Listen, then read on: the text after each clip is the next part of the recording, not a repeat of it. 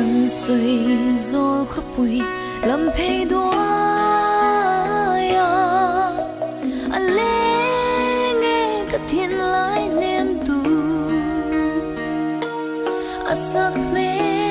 môi lệ an cả niềm đai sam reng chin lại lại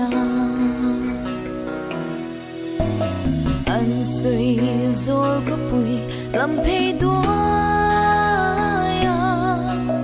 anh lên nghe cả thiên lái niềm tu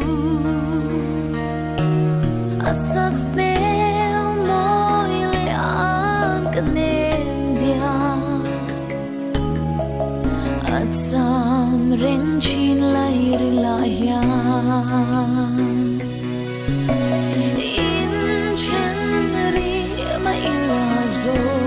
đi lấy đi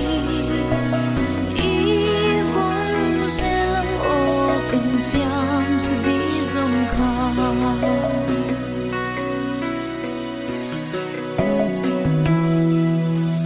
cần lên nát lắng đằng lẽ si trí